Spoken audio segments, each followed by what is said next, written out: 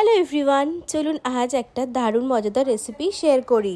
ননভেজে তো প্রায় অনেক কিছু বানানোর থাকে, কিন্তু ভেজে কী কী যে বানিয়ে খাবো মজাদার সেটা তো বুঝেই পাই না।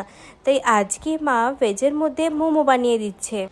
চিকেন মোমো তো সবাই খেয়েছেন, আর ভেজ মোমোর মধ্যে কিন্তু এবারে মা এই যে দেখুন পনির দিচ্ছে। পনির দিয়ে কিন্তু মোমো সবসময় হয় না, ভেজ মোমোর মধ্যে ওই ভেজিটেবলই থাকে। তো এই পনির দিয়ে ভেজ মোমো বানানোর জন্য প্রথমে কড়াটা গরম করে নিয়ে সাদা তেল, আদা রসুন কুচি আর সাথে কাঁচা লঙ্কা কুচি, আর এই যে দেখুন বেশ অনেকটা পেঁয়াজ কুচিও দিয়ে দিয়েছি।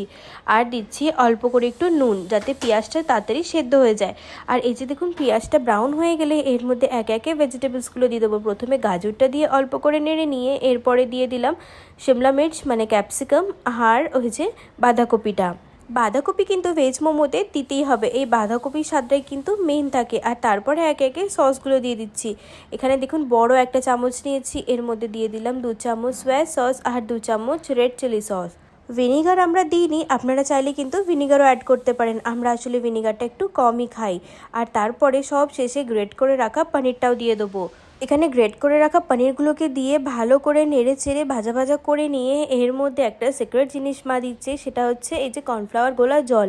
আসলে এটা তো ভেজ মোমো আর ভেজিটেবলসগুলো একটু ছড়িয়ে ছড়িয়ে থাকবে, সেই জন্য এটাকে ভালো করে টাইট করে নেওয়ার জন্য এই দেখুন কি সুন্দর টাইট হয়ে গেছে।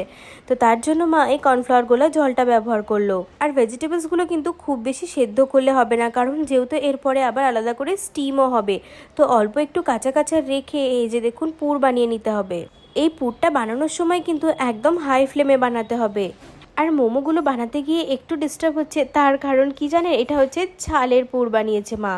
মানে মোমো তো ওই সবসময়তে ময়দারই হয়, কিন্তু ময়দা তো মা খাবে না, তাই মা চাল গুঁড়ি দিয়েই বানিয়েছে।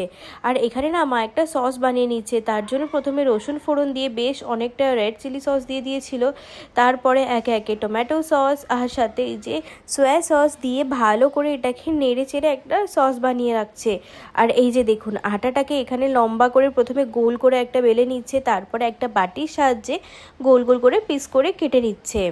আজ তো স্টাফিংসেরই রেসিপিটা শেয়ার করলাম। তোমরা যদি কেউ এই ডোটারও দেখতে চাও তাহলে বলো, মাকে বলবো একদিন এই ডোটারও ভিডিও বানিয়ে দিতে। আসলে চাল গুঁড়ি দিয়ে বানালে কি হয়, একটু হেলদি হয়। সবার তো আর ময়দা ভালো লাগে না, সেই জন্য ময়দার বদলে এইটা কিন্তু বেশ দারুণ খেতে হয়। আর এই যে দেখুন কি সুন্দর হয়েছে, একটুও কিন্তু ভাঙেনি একটাও। আর এই সসটার মধ্যে ডিপ করে খেতে এত দারুণ লাগছিল। ভেজ মোমো যে এত সুন্দর হতে পারে এটা না খেলে হয়তো বুঝতেই পারতাম না। আসলে যেহেতু লাঞ্চে বানিয়েছিল মা, তাই প্রোটিনটা যাতে যায় সেই জন্যই কিন্তু বেশি করে একটু পনিরটা দিয়েছিল। আপনারা চাইলে পনিরটা নাও দিয়ে বানাতে পারেন।